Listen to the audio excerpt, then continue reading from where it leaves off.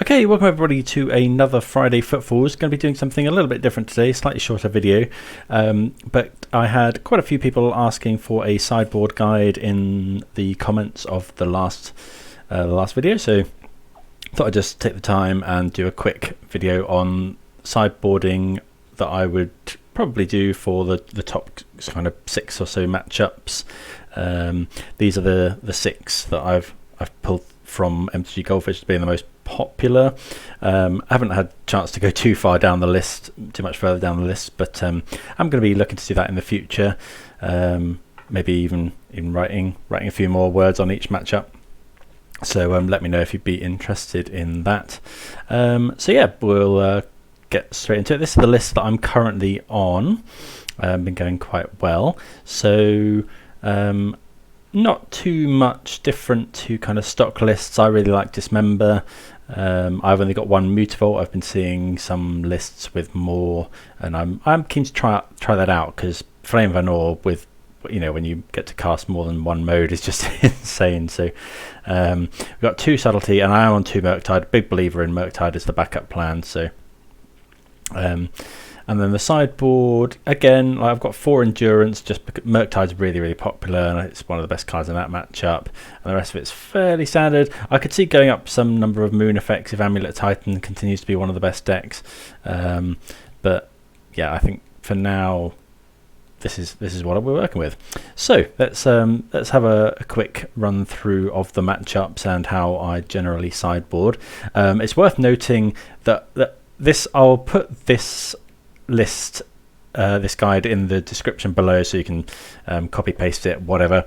I haven't got anything to do with Gemstone Caverns on here, but it's just obviously play draw dependent. So if you are on the draw, usually best to bring one of those in. It's often at the expense of basic mountain, but if it's a matchup where we want to be able to fetch mountain because our life total is potentially going to be in jeopardy, like burn or something, then yeah, we can take out something else instead, which can be, you know, if you don't expect to need Besage, it can be that. So yeah. Right, so in the mirror, I will side out 4 Dead Gone, 2 Subtlety, and bring in the Endurance and the Disputes.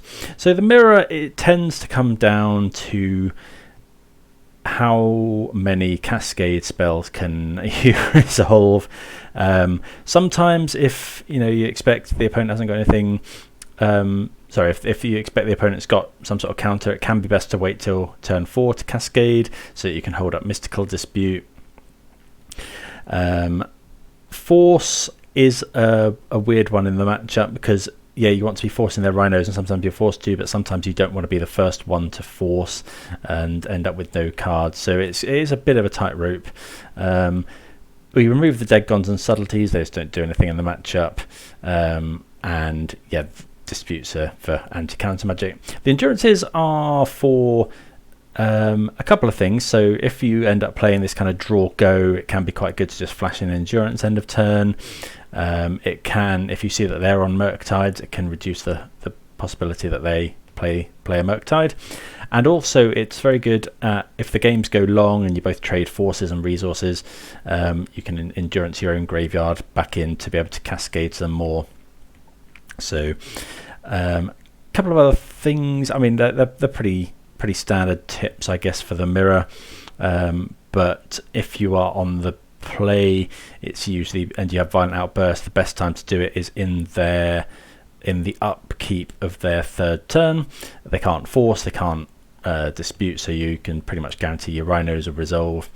If you're on the draw, you can consider icing their land to try and stop them cascading. And what else?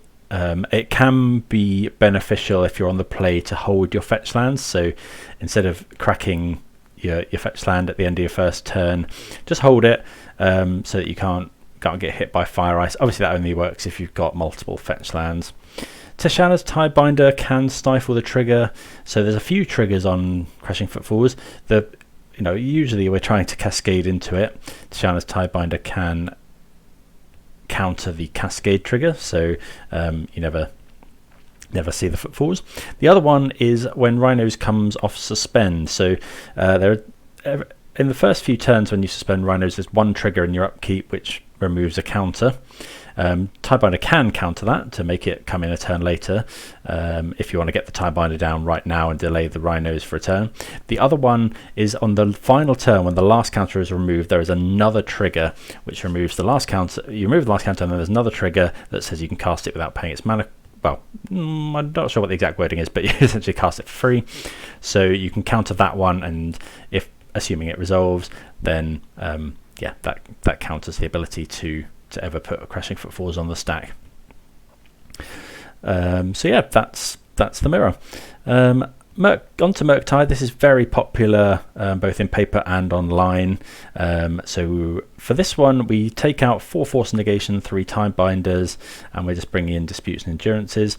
So Force Negation, you might think, I always really quite liked it in the matchup, but it post sideboard it can just get very difficult to justify this when the opponent is bringing in loads and loads of Spell Pierces and Flusterstorms and Mystical Disputes. So, you know, if you end up pitching Force of Negation and it gets countered by Spell Pierce or Dispute, it just feels really, really bad. So we take those out. Tidebinder hasn't really got any good hits in Murktide. You know, it can counter an Explosives potentially, or like a Chalice trigger, but it's not very likely. So we take those out. We bring in Dispute. That's your anti counter magic card. So yeah, just, you know, if you can wait till turn 4 to go off and try for some Footfalls with Dispute backup, that's often what we want to be doing. The other thing to consider is if resolving Footfalls often tends to be around mana rather than cards. So, you know, if you've got Violent Outburst and Childless Agent, you know, you can Violent Outburst at the end of their turn, they counter the Footfalls, and then you untap and Childless Agent, and you're just trying to constrain them on mana, especially if you've got a Dispute as well. They need an awful lot to get around that. Anything else to say about Murktide? Don't think so. Oh, Endurance is very, very good against them. It stops them casting a Murktide region. It shrinks Dragon's Rage Channelers. It blocks Ragavans. It turns off Unholy Heat, so they can't kill it. So yeah, love Endurance in the matchup. Something I really quite like is if the opponent ever leaves only 1 mana open at any point, like if they fetch at the end of our turn, I just flash in Endurance. There's no 1 mana spell that counters it in the Murktide deck. They can, you know, Unholy Heat it potentially, but it is going to resolve and exile their not exile their graveyard, but get rid of their graveyard, so I quite like doing that. Yawgmoth, another big popular one at the moment. So sideboarding for this one currently is out for Force of Negation, and we come in with 3 Endurance and a Subtlety. So this used to be a very, very good matchup for us. It's gotten slightly worse because we've lost Fury, and we've also lost, and they've also gained things like Agatha's Soul Cauldron and the 1 mana creature Delighted Halfling. So this one we take out 4 Force Negation. It doesn't really hit. It does kind of hit stuff, but you know, quite a lot of the time they sideboard out some of their non-creature spells. It doesn't hit Grist, and we much rather have things like Subtlety and Endurance, I think, that actually impact the game. You can Endurance in response to Undying triggers, get rid of the Undying creatures sort of for good, and Subtlety is very good. You know, they often need to spend 4 mana at sorcery speed to cast Yawgmoth, so Subtlety set in the back of turn is very, very good. We want to be making Rhinos quite quickly, so yeah, attacking them down to reduce the amount of life they have to make Yawgmoth work is very good. Do note that they have Shieldred as well, so we often want to save our Flame of Anor's Dismembers for Shieldred and Yawgmoth, as opposed to necessarily going after their mana creatures. Tidebinder is very good. It can shut off Agatha's Soul Cauldron and counter the trigger. It can turn off Yawgmoth. It can turn off Grist. So yeah, we really like that one. Scam, this has been a very good matchup for me, especially after the Fury ban.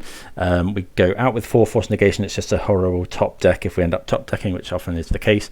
Bring in Subtlety, 3 Endurances. They're ways to interact with the turn 1 Grief if they do have that, which is still one of their strongest starts. Turn 1 Grief and then the Undying spell. Endurance tends to be quite good against them, just a big 3-4 that they can struggle sometimes to kill. The card that they have replaced Fury with kind of depends on the list a little bit, but a lot of people are now rocking 4 Voidwalker, which is very good against us.